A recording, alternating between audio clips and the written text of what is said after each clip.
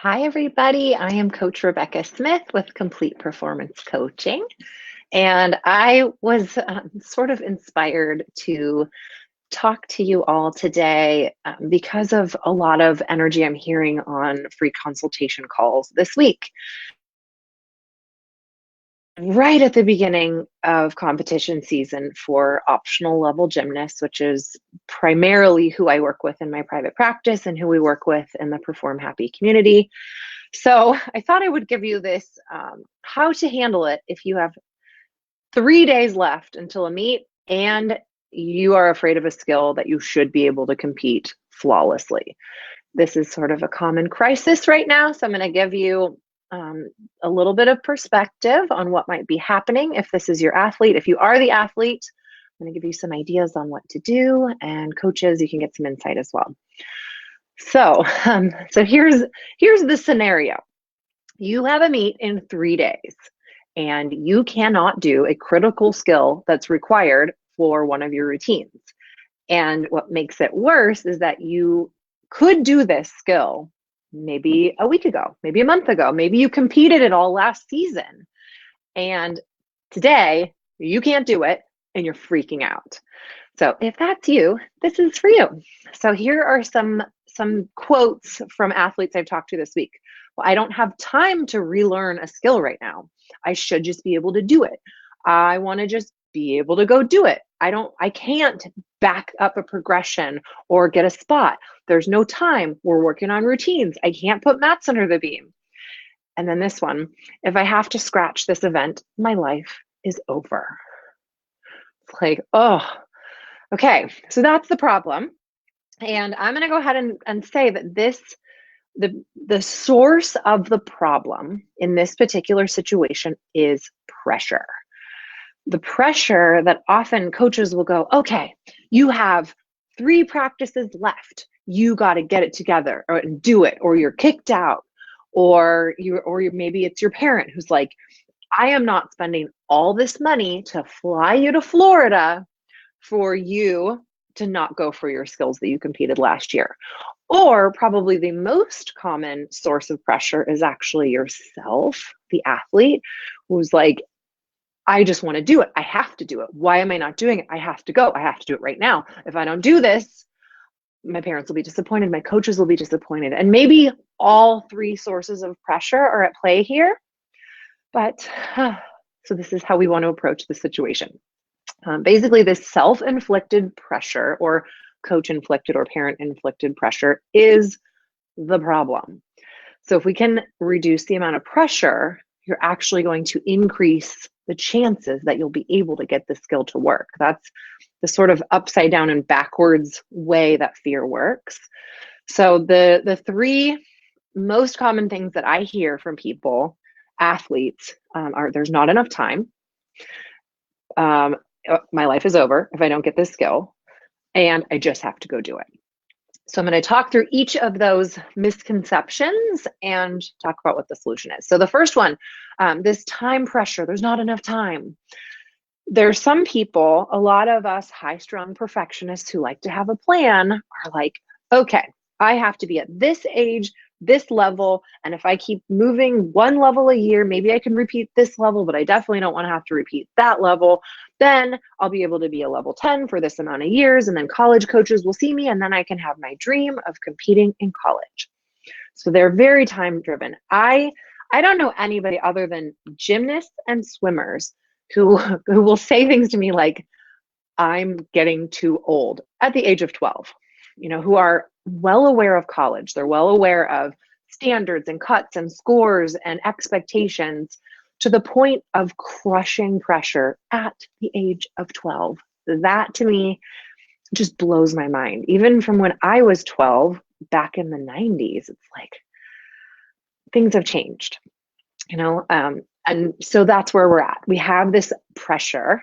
And then what happens is the athlete is constantly aware of their timeline and their plan.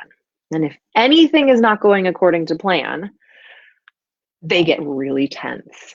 And what happens when you get tense is you're actually, without realizing it, sending a message to your brain that there's something to be afraid of. There's a threat. a threat of not getting what you want, a threat of being left behind, a social threat of your teammates moving up a level without you, emotional and financial threat of not getting your dream, not getting your scholarship. There's all these threats that they're threatening for sure, but they're not actually threatening to your immediate safety, and your brain doesn't know the difference. So your brain is feeling this crazy big threat. And your brain's like, uh-oh, where's the fire? Where's the tiger? Where's the hot stove? This is not good. So your brain will just shut your body down and go, we're not trying anything out of the ordinary. We're not taking any risks because there is something afoot that is not okay. So all of your trying to try harder and work harder and push harder is actually making your body shut down under the pressure. So that is why mental blocks increase tenfold at the beginning of competition season. My calendar from November to February is so busy because in November, the coaches start talking about season's coming. So the pressure starts to close in. Then people take a couple weeks off for the holidays, and then you have a week until your first meet, and all of a sudden you're completely tense, your mind is racing, you're overthinking, all you want to do is do well, and it's shutting you down. So the time pressure, not a good strategy. If you can, coaches, reduce that as a motivating factor, because it's really not a motivator. It's just something that will have, the people who are not at their most confident, it will send them into a tailspin of ever dipping confidence. Okay, so that's number one. We don't want to focus on, I'm running out of time, I'm too old, oh my gosh, what if? That's not a winning strategy right now. Then the next thought is making it completely unbearable to have to sit out an event. And I know I was talking to an athlete today who's like, no. Basically, she's like, tell me how to get my skill in 3 days. That's what I want. I don't want you to tell me how to cope with if I don't get my skill in 3 days, which that's the problem. You have to know fundamentally that you will be okay, even if things don't go your way. You have to know that and understand that. And that's the piece within the Perform Happy community that I have been strengthening and building and reinforcing through our live group trainings, is this idea that you are getting better, you are good, and you're okay no matter what. And once you get that, and okay, this is a speed bump and this is a bummer, and I really want to compete this weekend. And if I don't, if my brain isn't ready and I need a little more support and a little more time, I will get through it. I'm not going to be happy. I'm not going to be jazzed about it, but I know I'm going to spend these next 3 days being kind and compassionate with myself, communicating with my coaches, asking for the help that I need. And I'm going to give it my best. And I'm going to take it one day at a time, giving it my best. And if I get to the weekend and I'm able to do the skill, I'm going to throw a party. And if I get to the weekend and I'm not ready to compete that skill, I'm going to throw a party because I worked so hard and I made progress. And I know that progress is what's going to take me to college, not my stress, my freak out, my feeling of it's unacceptable to fail. That's not what's going to get you to college. But the good attitude, the coachability, the patience, and that hard work that will pay off. We don't know if it's going to pay off by this weekend, but it will pay off, and you have to trust that.